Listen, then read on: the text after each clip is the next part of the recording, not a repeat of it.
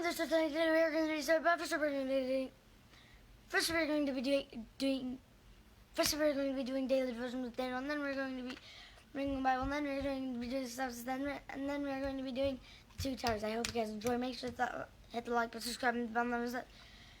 10 minutes into the video. I am stumbling on my word today, so before I keep stumbling on my words again, I'm going to hand it off to Daniel. Here he is. Hello, welcome to Heavy Storytelling. Today we are going to be reading I'm joking. Okay, so today is the 12th of June, called to the Church of God, which is at Corinth, to those who are sanctified in Christ Jesus, called to be saints. 1 Corinthians 1:2. The word church in the original Greek language was ekklesia, a compound word from kaleo, to call, and ek, out. So ecclesia meant called out ones. Both concepts appearing in 1 Corinthians 1:2. The Church of God is made up of those who are called out to be saints. But called out of where? And called to where? The idea of calling has its roots in the great redemptive event in Jewish history. The calling of Hebrews out of bondage in Egypt. The calling of Hebrews out of bondage in Egypt. Israel was called out of Egypt and to a personal relationship with God. I said God. God. They were God's chosen people. Likewise, Peter says the church has been called to be a chosen generation, a royal priesthood, a holy nation, his own special people. 1 Peter 2:9. We have not been called out of slavery in Egypt, but out of slavery to sin in the world. It would have been a long walk for the Israelites to return to Egypt, but the sin of this world is always around us, just as a decision away. If you are being tempted by the world out of which God has saved you, ask him for grace and strength today to walk worthy of the calling with which you are called. Ephesians 4:1. We are called out to an everlasting preoccupation with God. A.W. Tozer.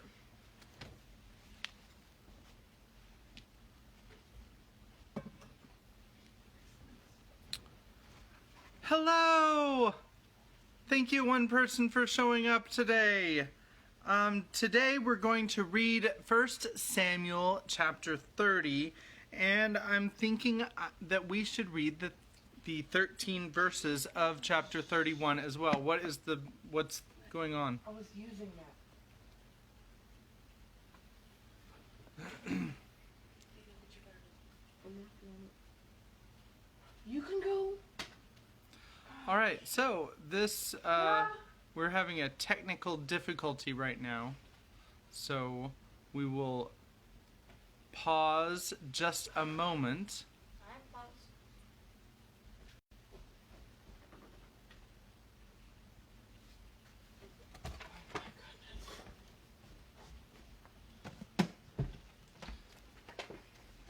Okay, so this is 1 Samuel chapter 30, and we're also going to read 31 because it's only 13 verses and it finishes out the book of 1 Samuel, the English Standard Version. Now when David and his men came to Ziklag on the 3rd day, the Amalekites had made a raid against the Negeb and against Ziklag.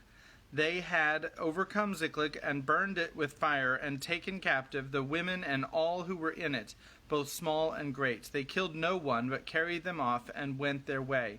And when David and his men came to the city, they found it burned with fire, and their wives and sons and daughters taken captive. Then David and the people who were with him raised their voices and wept until they had no more strength to weep.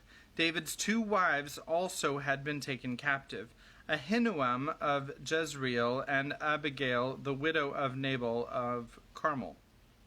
And David was greatly distressed, for the people spoke of stoning him, because all the people were bitter in soul, each for his sons and daughters. But David strengthened himself in the Lord his God.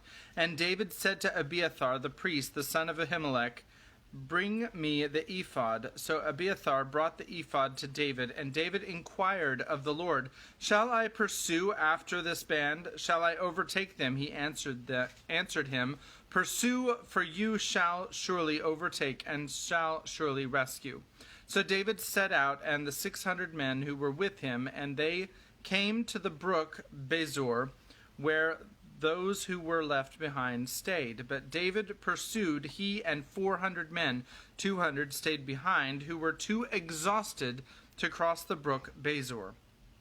They found an Egyptian in the open country and brought him to David, and they gave him bread and he ate. They gave him water to drink, and they gave him a piece of cake of figs and 2 clusters of raisins. And when he had eaten, his spirit revived, for he had not eaten bread or drunk water for 3 days and 3 nights. And David said to him, "To whom do you belong? And where are you from?" He said, "I am a young man of Egypt, servant to an Amalekite, and my master left me behind because I fell sick 3 days ago."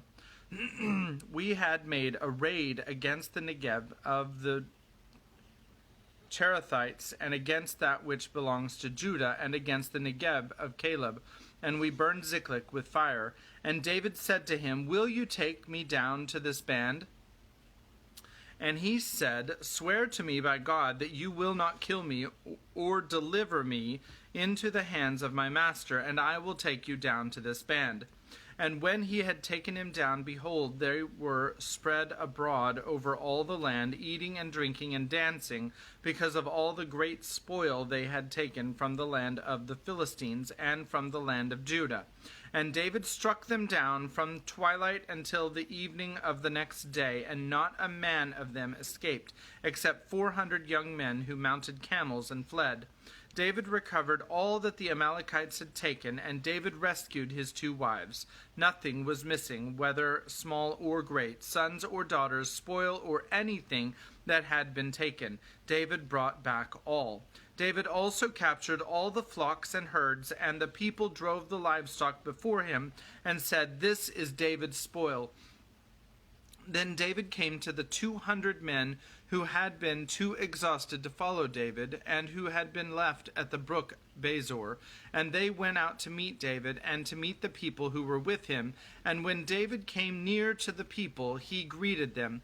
Then all the wicked and worthless fellows among the men who had gone with David said, Because they did not go with us, we will not give them any of the spoil that we have recovered, except that each man may lead away his wife and children and depart. But David said, "You shall not do so, my brothers, with what the Lord has given us. He has preserved us and given into our hand the band that came against us. Who would listen to you in this matter? For as his share is who goes down into the battle, so shall his share be who stays by the baggage. They shall share alike." And he made it a statute and a rule for Israel from that day forward to this day. When David came to Ziklag, he sent part of the spoil to his friends, the elders of Judah, saying, "Here is a present for you from the spoil of the enemies of the Lord." It was for those in Bethel, in Ramoth of the Negeb, in Jatir, in Eror, in Siphmoth, in Eshtemoa, in Rachal, in the cities of the Jerahmeelites, in the cities of the Kenites, in Homa, in Borashan, in Atach, in Hebron, for all the places where David and his men had roamed. Okay, so we're going to pause here for just a moment, and then we're going to read chapter 31. So, I thought that it was interesting, and I know that I've noticed this before. He treats the people that stayed behind actually really well. Whereas some of his men didn't want to treat them well, but David treated them well, and it's sort of like a rear detachment or something. You know, they stayed behind and watched the baggage, you know, and so it's whenever there is a unit that goes to battle, there's always a remnant of that unit that stays behind and helps out on the home front. So that is kind of an allusion to that, or not an allusion, but a kind of mimics that kind of idea. All right, so now we're on chapter 31 of 1 Samuel. Now the Philistines were fighting against Israel, and the men of Israel fled before the Philistines and fell slain on Mount Gilboa. And the Philistines overtook Saul and his sons, and the Philistines struck down Jonathan and Abinadab and Malchishua, the sons of Saul. The battle pressed hard against Saul, and the archers found him, and he was badly wounded by the archers. Then Saul said to his armor-bearer, "Draw your sword and thrust me through with it, lest these uncircumcised come and thrust me through and mistreat me." But his armor-bearer would not, for he feared greatly. Therefore Saul took his own sword and fell upon it. And when his armor-bearer saw that Saul was dead, he also fell upon his sword and died with him.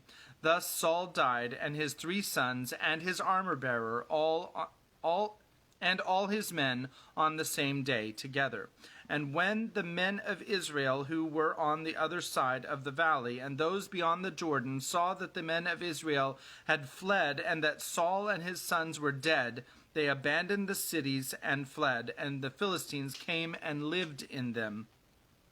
The next day, when the Philistines came to strip the slain, they found Saul and his 3 sons fallen on Mount Gilboa. So they cut off his head and stripped off his armor and sent messengers throughout the land of the Philistines to carry the good news to the house of their idols and to the people. They put his armor in the temple of Ashtaroth, and they fastened his body to the wall of Bethshan. But when the inhabitants of Jabesh Gilead heard what the Philistines had done to Saul, all the valiant men arose and went all night and took the body of Saul and the bodies of his sons from the wall of Bethshan. And they came to Jabesh and burned them there. And they took their bones and buried them under the tamarisk tree in Jabesh and fasted 7 days. That is the end of 1 Samuel. So, for our next Bible reading book, we're either going to continue and read 2 Samuel, or, because that is kind of a sad place to end the story, and the story keeps going. Or we can read Acts, which was my original intention, but I'm leaning towards continuing on and reading 2 Samuel and then Acts. So let me know in the comments what you want to do, and we will make a decision before our next reading. So, yesterday we didn't read, but it was actually 3 days ago when we were reading last. And they went into Fangorn Forest, and they found out that Fangorn Forest was haunted. And it had ghosts and evil spirits, and they took Merry and Pippin and threw them in the Entwash River, and they drowned. And that is the end of Merry and Pippin. And now here is Kimberly to tell you what really happened.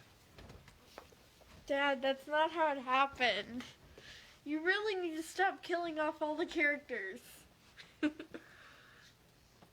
So, what actually happened was they met this tree person named, Treebeard. yes, named Treebeard.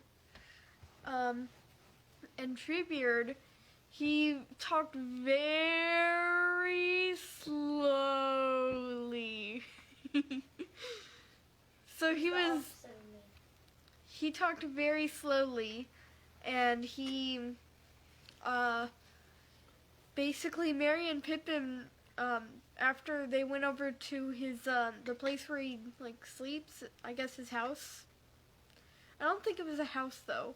But they went over there, and then, they told him what had been going on. And so he's like, in a very slow voice, he says, well, we have to do something.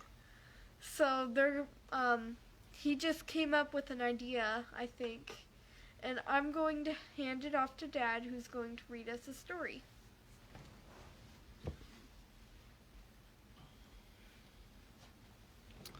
So now we're going to read the exciting conclusion of Chapter 4, Treebeard, as soon as Kimberly comes back from the other room. We have a lot of wanderers tonight.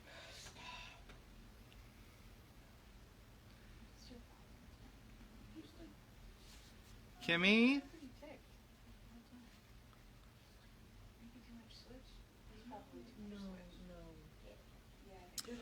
All right, so now we're going to continue Chapter 4, Treebeard. After some time, the hobbits heard him murmuring again. He seemed to be counting on his fingers. Fangorn, Finglas, Fladrif, aye, he said. The trouble is that there are so few of us left. And I apologize if I don't have the exact same voice that I had the other day. He said, and turned toward the hobbits. Only 3 remain of the first Ents that walked in the woods before the darkness. Only myself, Fangorn, and Finglas, and Fladrif. To give them their elvish names, you may call them Leaflock and Skinbark, if you like that better. And of us 3, Leaflock and Skinbark are not much use for this business. Leaflock has grown sleepy, almost tree-ish, you might say. He has taken to standing by himself, half asleep all through the summer, with the deep grass of the meadows round his knees, covered with leafy hair he is. He used to rouse up in winter, but of late he has been too drowsy to walk far even then. Skinbark lived on the mountain slopes west of Isengard. That is where the worst trouble has been. He was wounded by the orcs, and many of his folk and his tree herds have been murdered and destroyed.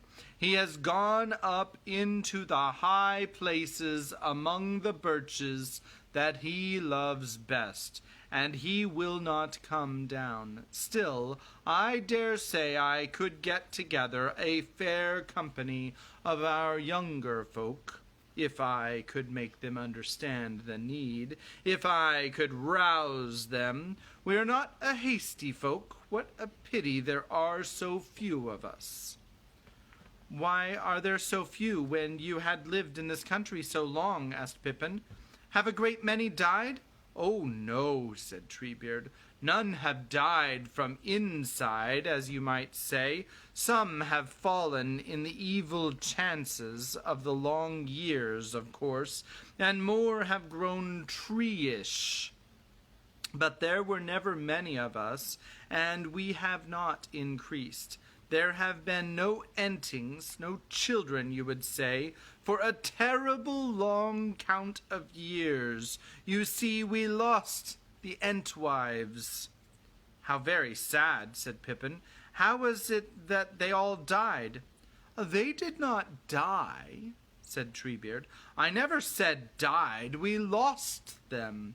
I said, we lost them, and we cannot find them," he sighed. "I thought most folk knew that. There were songs about the hunt of the Ents for the Entwives, sung about elves and men, sung among elves and men from Mirkwood to Gondor. They cannot be quite forgotten." "Well, I am afraid the songs have not come west over the mountain to the Shire," said Mary. "Won't you tell us some more, or sing one of the songs?" "Yes, I will indeed," said Treebeard, seeming pleased with the request, "but I cannot tell it properly, only in short, and then we must end our talk. Tomorrow we have councils to call, and work to do, and maybe a journey to begin." And here is a picture of Treebeard.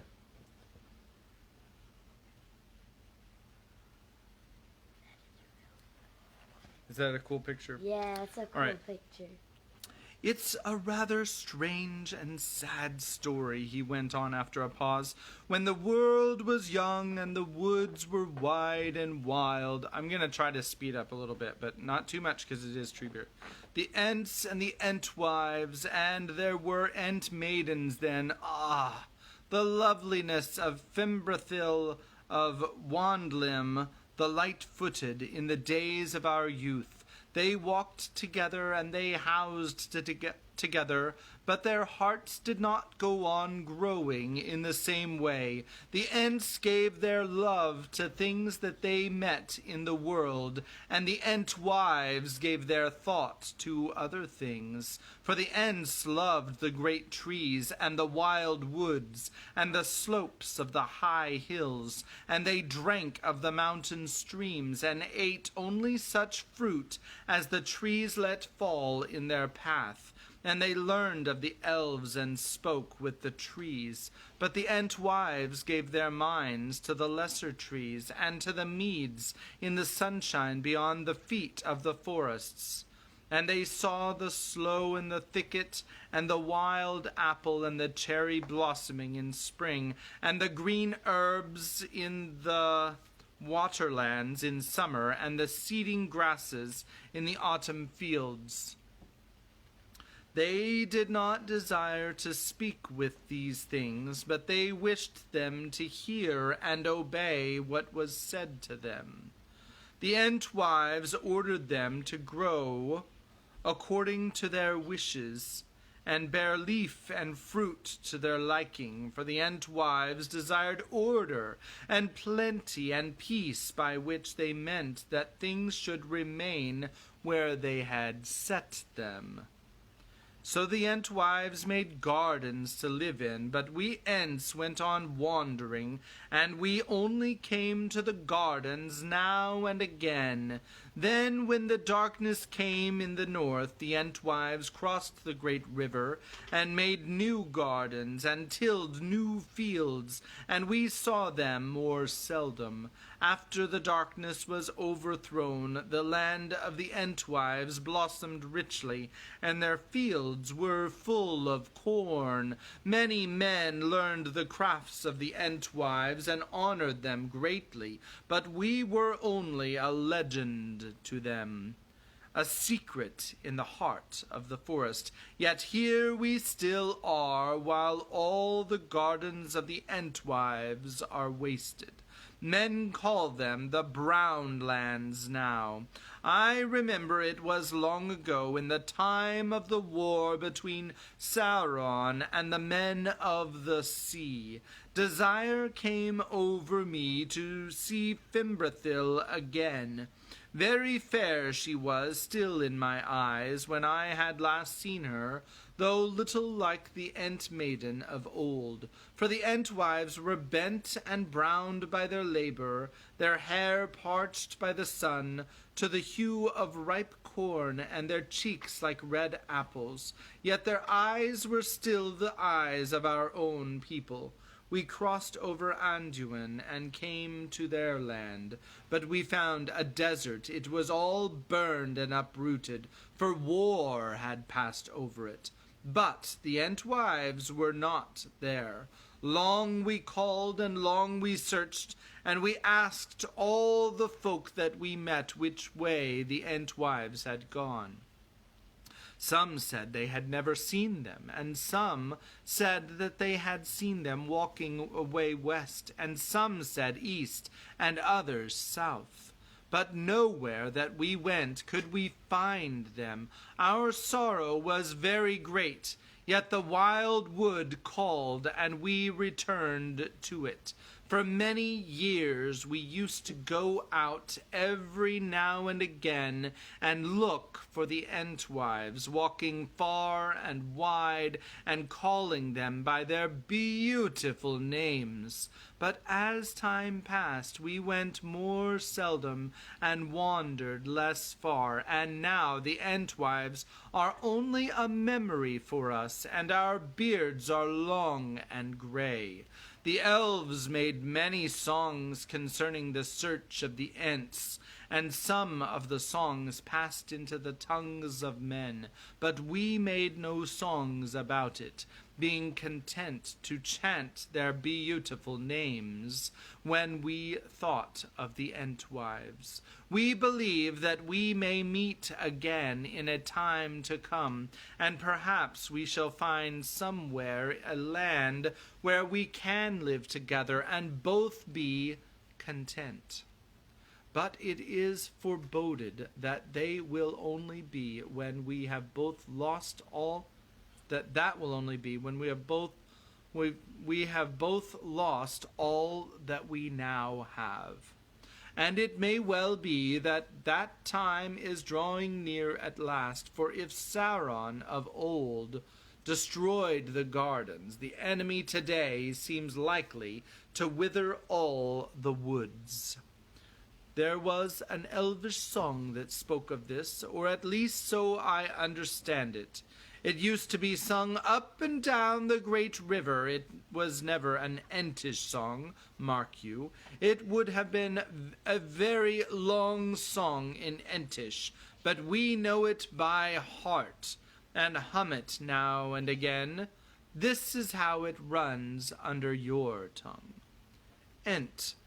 When spring unfolds the beechen leaf, and sap is in the bough, when light is on the wildwood stream, and wind is on the brow, when stride is long, and breath is deep, and keen the mountain air, come back to me, and say my land is fair.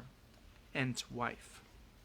When spring is come to garth and field, and corn is in the blade, when blossom like a shining snow is on the orchard laid, when shower and sun upon the earth with fragrance fill the air, I'll linger here and will not come, because my land is fair. Ent.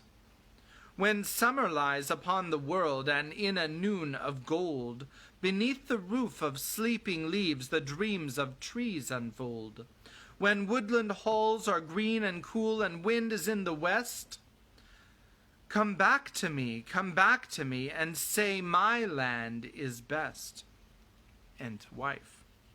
When summer warms the hanging fruit, and burns the berry brown, when straw is gold, and ear is white, and harvest comes to town, when honey spills and apple swells, though wind be in the west, I'll linger here beneath the sun, because my land is best.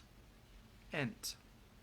When winter comes, the winter wild, that hill and wood shall slay, when trees shall fall, and starless night devour the sunless day, when wind is in the deadly east, then in the bitter rain, I'll look for thee, and call to thee, I'll come to thee again. Entwife. When winter comes and singing ends, when darkness falls at last, when broken is the barren bough, and light and labor past, I'll look for thee and wait for thee until we meet again. Together we will take the road beneath the bitter rain. Both. Together we will take the road that leads into the west, and far away we'll find a land where both our hearts may rest. Treebeard ended his song. That is how it goes, he said. What are we doing? That is how it goes, he said. It is elvish, of course, light-hearted, quick-worded, and soon over. I dare say it is fair enough, but the Ents could say more on their side if they had time. But now I am going to stand up and take a little sleep. Where will you stand? We usually lie down to sleep, said Mary. We shall be all right where we are.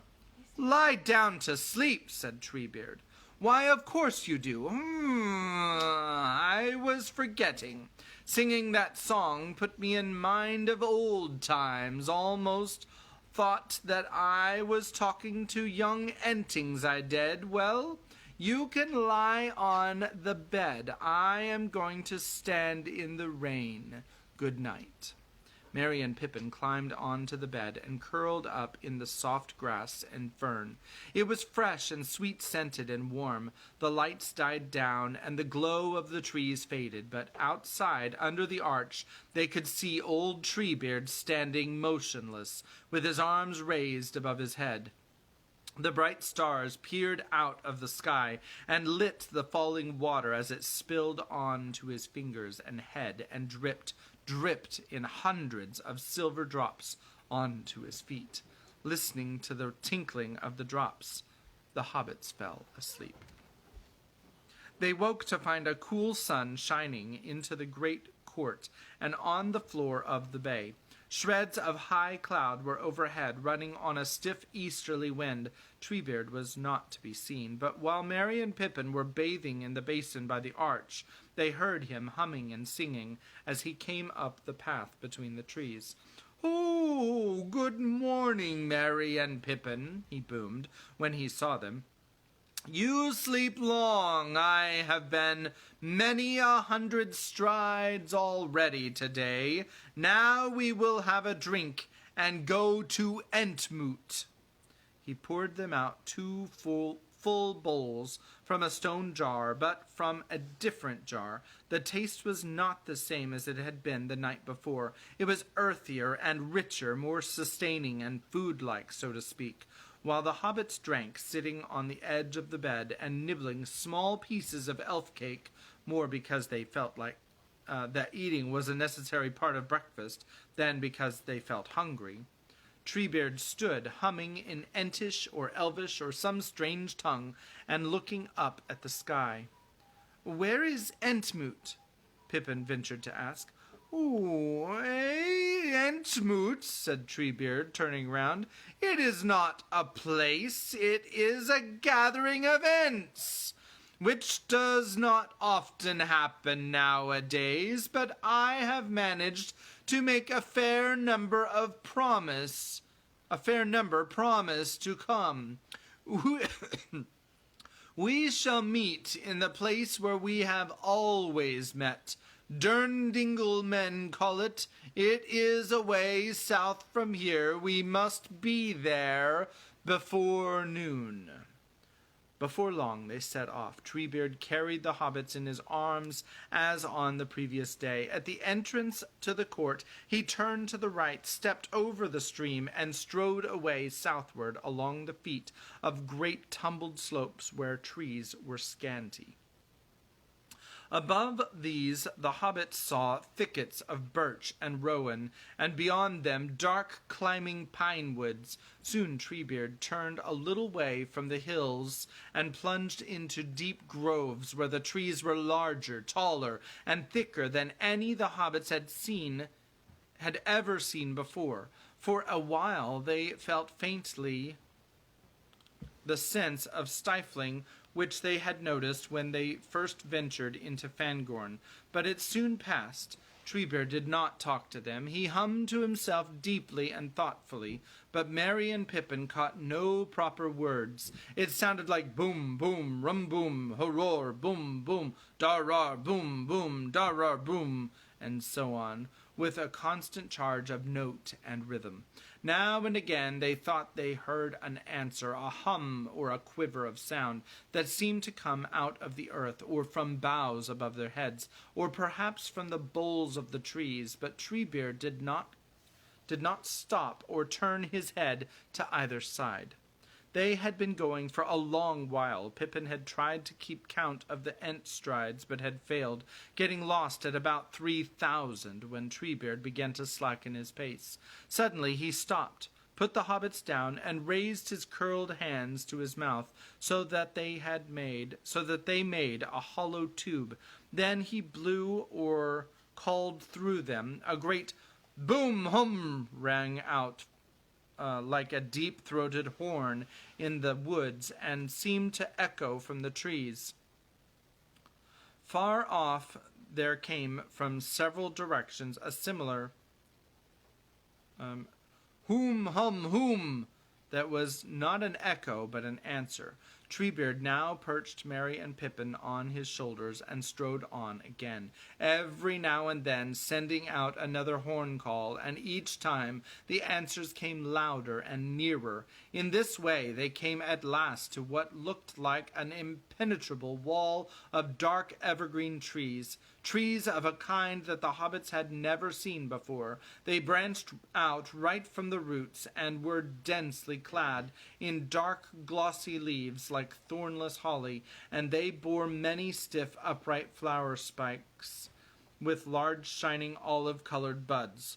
Turning to the left and skirting this huge hedge, Treebeard came in a few strides to a narrow entrance. Through it a worn path passed and dived suddenly down a long steep slope. The hobbits saw that they were descending into a great dingle, almost as round as a bowl, very wide and deep, crowned at the very rim with the high, dark evergreen hedge. It was smooth and grass-clad inside, and there were no trees except 3 very tall and beautiful silver birches that stood at the bottom of the bowl. 2 other paths led down into the dingle from the west and from the east. Several Ents had already arrived, more were coming in down the other paths, and some were now following Treebeard. As they drew nearer, the hobbits gazed at them. They had expected to see a number of creatures as much like Treebeard as one hobbit is like another, as at any rate to a stranger's eye, and they were very much surprised to see nothing of the kind. The Ents were as different from one another as trees from trees, some as different as one tree is from another of the same name, but quite different growth and history, and some as different as one tree kind from another, as birch from beech, oak from fir. There were a few older Ents, bearded and gnarled like hale but ancient trees, though none looked as ancient as Treebeard, and there were tall, strong Ents, clean-limbed and smooth-skinned like forest trees in their prime. But there were no young Ents, no saplings. Altogether there was about 24 standing on the wide, grassy floor of the dingle, and as many more were marching in. At first, Merry and Pippin were struck chiefly by the variety that they saw, the many shapes and colors, the differences in girth and height and length of a leg and arm, and in the number of toes and fingers, anything from 3 to 9, and a few seemed more or less related to Treebeard and reminded them of beech trees or oaks.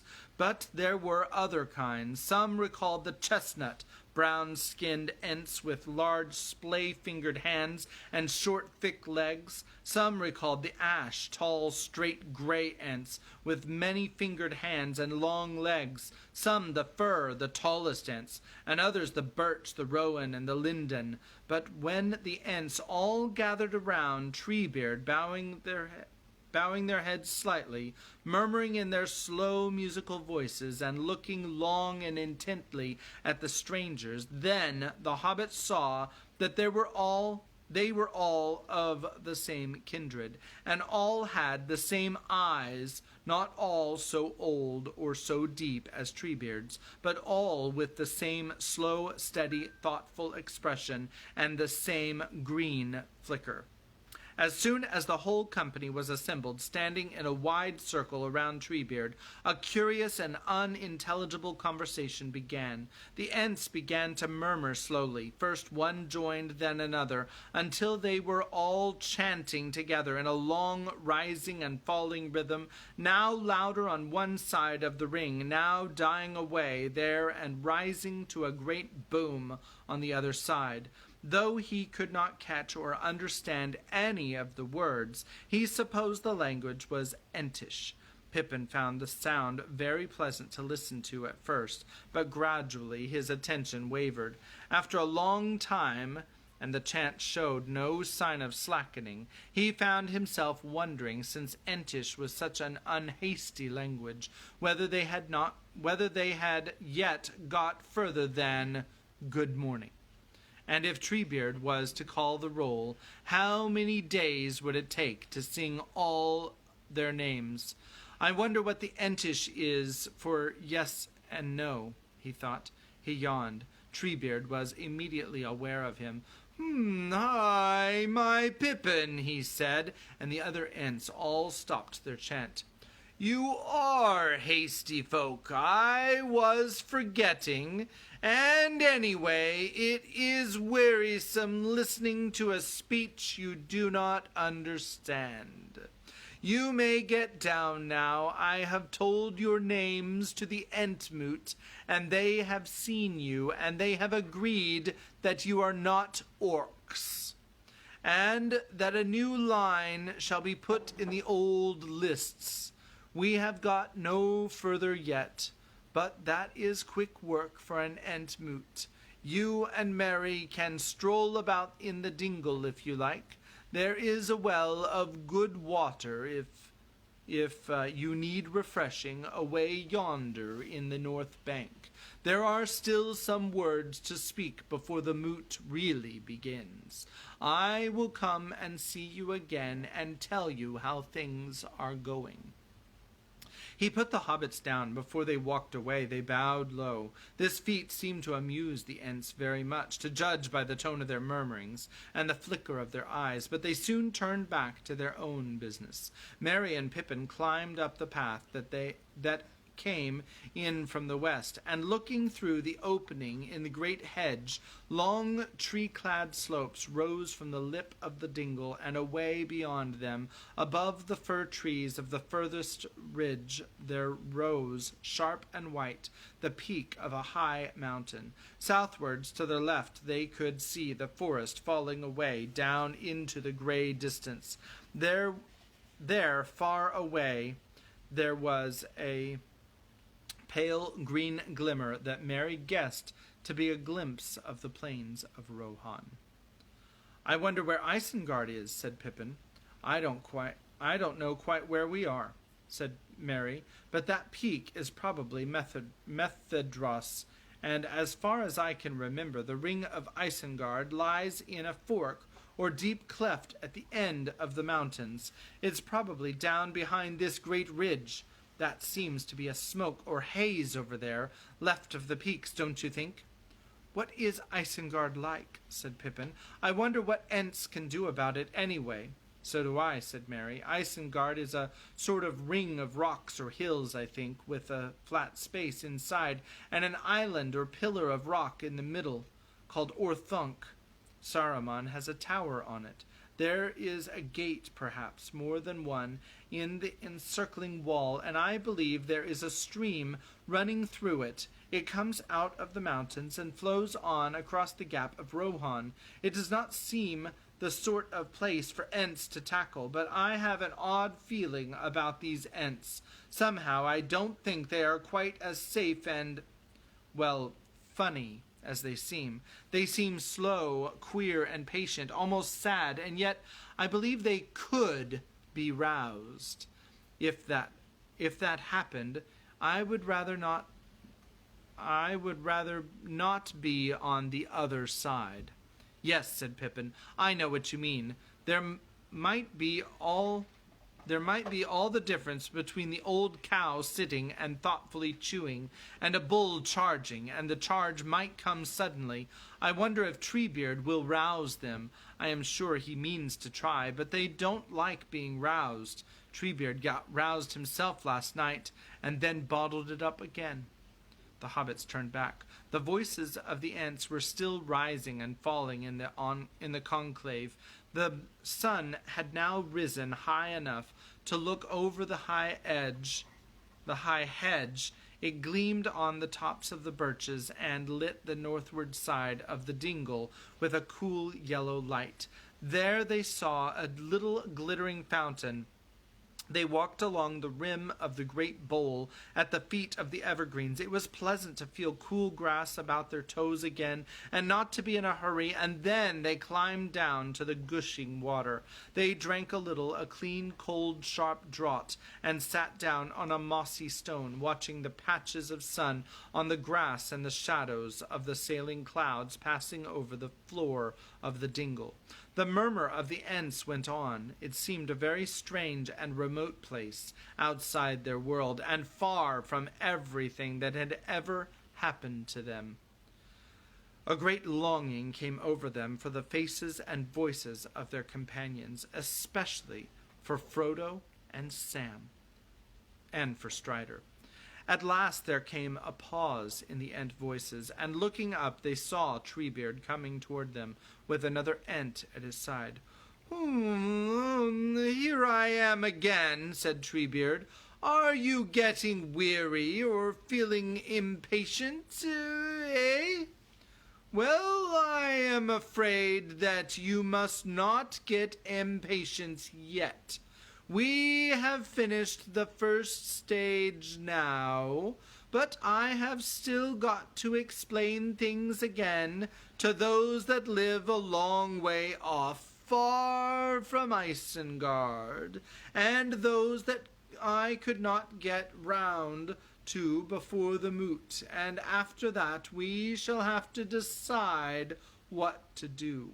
However, deciding what to do does not take Ents so long as going over all the facts and events that they have to make up their minds about. Still, it is no use denying we shall be here a long time yet. A couple of days, very likely, so I have brought you a companion. He has an Ent house nearby. Brigalad is his elvish name. He says he has already made up his mind and does not need to remain at the moot. Excuse me. He is the nearest thing among us to a hasty Ent. You ought to get on together. Goodbye. Treebeard turned and left them. Brigalad stood for some time surveying the hobbits solemnly, and they looked at him, wondering when he would show any signs of hastiness. He was tall and seemed to be one of the younger Ents. He had smooth, shining skin on his arms and legs. His lips were ruddy, and his hair was green-gray. He could bend and sway like a slender tree in the wind. At last he spoke, and his voice, though resonant, was higher and cleaner than Treebeard's. My friends, let us go for a walk, he said. I am Brigalad. That is Quickbeam in your language, but it is only a nickname, of course. They have called me that ever since I said yes to an elder Ent before he had finished his question. Also, I drink quickly and go out while some are still wetting their beards. Come with me. He reached down two two shapely arms, and gave a long-fingered hand to each of the hobbits. All that day they walked about in the woods with him, singing and laughing, for Quickbeam often laughed. He laughed if the sun came out from behind a cloud. He laughed if they came upon a stream or a spring. Then he stooped and splashed his feet and his head with water. He laughed sometimes at some sound or whisper in the trees. Whenever he saw a rowan tree, he halted a while with his arms stretched out, and sang and swayed as he sang. At nightfall he brought them to his ent house, nothing more than a mossy stone set upon turfs under a green bank. Rowan trees grew in a circle about it, and there was water, as in all ent houses, a spring bubbling out from the bank. They talked for a while as darkness fell on the forest. Not far away the voices of the Entmoot could be heard, still going on, but now they seemed deeper and less leisurely, and every now and again one great voice would rise in the high and quickening music, while all the others died away. But besides them, Briggalad spoke gently in their own tongue, almost whispering, and they learned that he belonged to Skinbark's people, and the country where they had lived had been ravaged.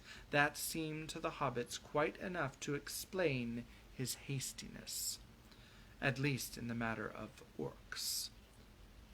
"There were rowan trees in my home," said Briggalad softly and sadly. "Rowan trees that took root when I was an enting, many, many years ago, in the quiet of the world. The oldest were planted by the Ents to try and please the Entwives, but they looked at them and smiled and said that they knew where whiter blossom and richer fruit were growing. Yet there are no trees of all that race, the people of the rose, that are so beautiful to me, and these trees grew and grew till all the shadow of each was like a green hall, and their red berries in the autumn were a burden and a beauty and a wonder. Birds used to flock there. I like birds even when they chatter, and the rowan has enough and to spare. But the birds became unfriendly and greedy, and tore at the trees, and threw the fruit down, and did not eat it. Then orcs came with axes and cut down my trees. I came and called them by their long names, but they did not quiver. They did not hear or answer. They lay dead.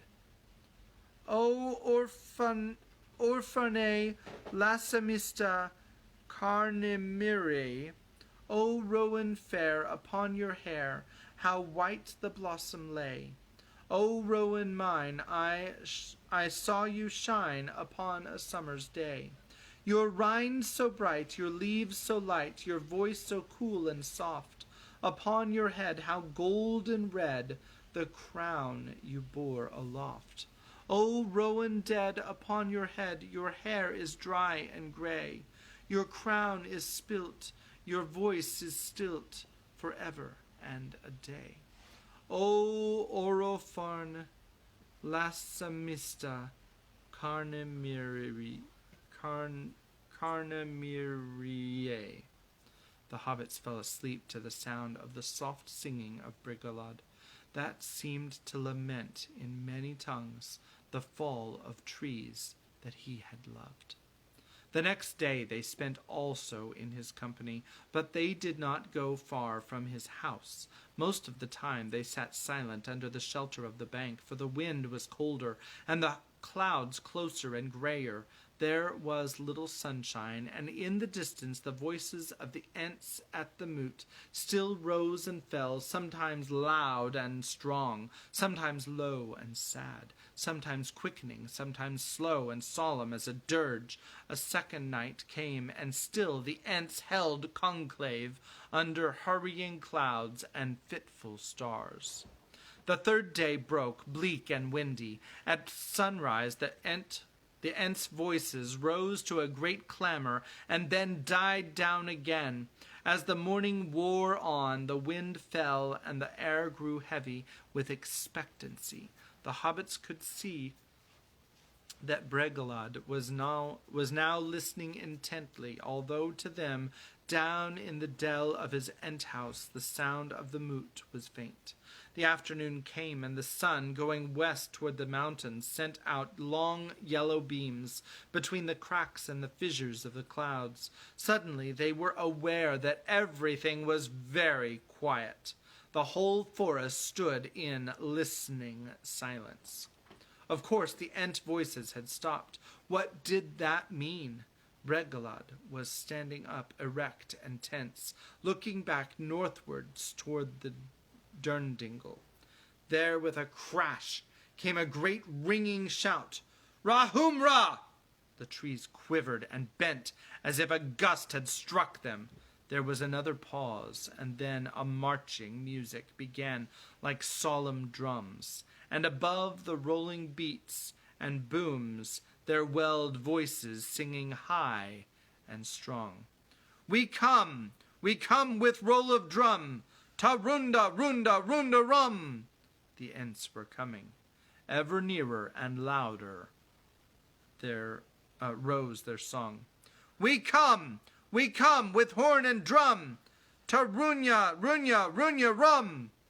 Bregalad picked up the hobbits and strode from his house. Before long they saw the marching line approaching. The Ents were swinging along with great strides down the slope toward them. Treebeard was at their head, and some 50 followers were behind them, 2 abreast, keeping step with their feet and beating time with their hands upon their flanks. As they drew near, the flash and flicker of their eyes could be seen. Hum, hum! Here we come with a boom! Here we come at last! Called Treebeard, when he caught sight of Bregalad and the hobbits. Come, join the moot! We are off! We are off to Isengard! To Isengard! The Ents cried in many voices. To Isengard! To Isengard, though Isengard be ringed and barred with doors of stone, though Isengard be strong and hard, as cold as stone and bare as bone. We go to war, to hew the stone and break the door. For bowl and bough are burning now, the furnace roars, we go to war. The land of gloom with tramp of doom, with roll of drum, we come. To Isengard with doom we come, with doom we come, with doom we come. So they sang as they marched southward. Bregalad, his eyes shining, swung into the line beside Treebeard. The old Ent now took the hobbits back and set them on his shoulders again, and so they rode proudly at the head of the singing company with beating hearts and heads held high. Though they had expected something to happen eventually, they were amazed at the change that had come over the Ents. It seemed now as sudden as bursting of a flood that had long been held back by a dike. The Ents made up their minds rather quickly after all, didn't they? Pippin ventured to say after some time, when for a moment the singing paused and only the beating of hands and feet were heard. Quickly, said Treebeard. Yes, indeed, quicker than I expected. Indeed, I have not seen them roused like this for many an age. We Ents do not like being roused, and we are never roused unless it is clear to us that our trees and our lives are in great danger. That has not happened in this forest since the wars of Sauron and the men of the sea. It is the orc work, the wanton hewing, rarum, without even the bad excuse of feeding the fires, that has so angered us, and the treachery of a neighbor who should have helped us. Wizards ought to know better. They do know better. There is no curse in Elvish, Entish, or the tongues of men bad enough for such treachery. Down with Saruman! Will you really break the doors of Isengard? Asked Mary. Well, we could, you know. You do not know, perhaps, how strong we are. Maybe you have heard of trolls. They are mighty strong. But trolls are only counterfeits, made by the enemy in the great darkness, in mockery of Ents, as orcs were of elves. We are stronger than trolls. We are made of the bones of the earth. We can split stone like the roots of trees, only quicker, far quicker if our minds are roused. If we are not hewn down or destroyed by fire or blast of sorcery, we could split Isengard into splinters and crack its walls into rubble. But Saruman will try to stop you, won't he? Yes, that is so. I have not forgotten it. Indeed, I have thought long about it. But, you see, many of the Ents are younger than I am, by many lives of trees. They are all roused now, and their mind is all on one thing, breaking Isengard. But they will start thinking again before long. They will cool down a little when we take our evening drink. What a thirst we shall have. But let them march now and sing. We have a long way to go, and there is time ahead for thought. It is something to have started. Treebeard marched on, singing with the others for a while, but after a time his voice died to a murmur and fell silent again. Pippin could see that his old brow was wrinkled and knotted. At last he looked up, and Pippin could see a sad look in his eyes. Sad, but not unhappy. There was a light in them, as if the green flame had sunk deeper into the dark wells of his thoughts. Of course, it is likely enough, my friends, he said slowly. Likely enough that we are going to our doom. The last march of the Ents. But if we stayed at home and did nothing, doom would find us anyway, sooner or later. That thought has long been growing in our hearts. And that is why we are marching now. It was not a hasty resolve. Now, at least, the last march of the Ents may be worth a song. Aye, he sighed. We may help the other peoples before we pass away. Still, I should have liked to see the songs come true about the Entwives. I should dearly have liked to see Fimbrathil again. But there, my friends, songs like trees bear fruit only in their own time and their own way, and sometimes they are withered untimely.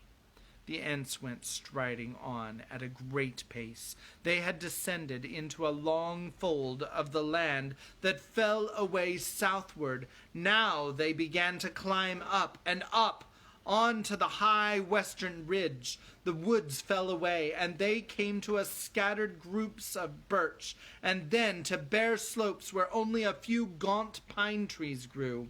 The sun sank behind the dark hill back in front. Gray dusk fell.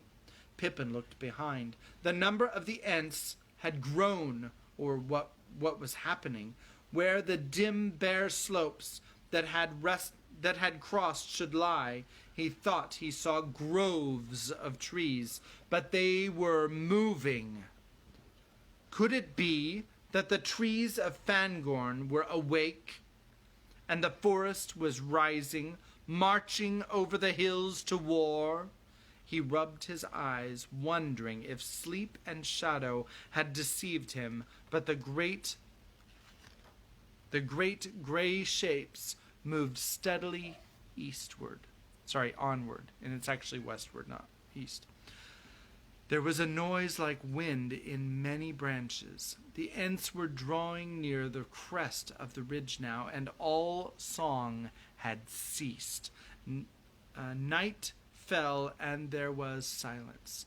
Nothing was to be heard save a faint quiver of the earth beneath the feet of the Ents, and a rustle, the shade of a whisper, as of many drifting leaves. At last they stood upon the summit, and looked down into a dark pit, the great cleft at the end of the mountains.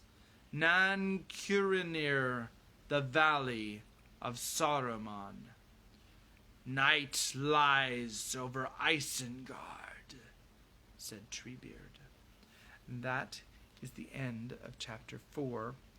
And tomorrow we will at least begin chapter 5, which is entitled The White Rider.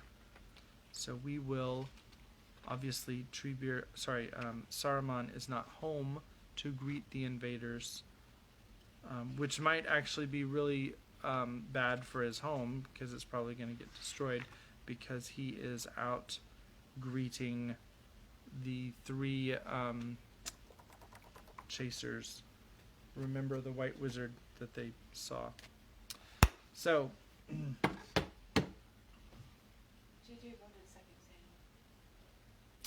all right, so I think we have a consensus. It's going to be 2 Samuel beginning tomorrow. So God bless you. Have a super wonderful evening, and we will see you tomorrow, where we get to begin 2 Samuel, and we get to read about the White Rider. So God bless. Have a good night. Bye.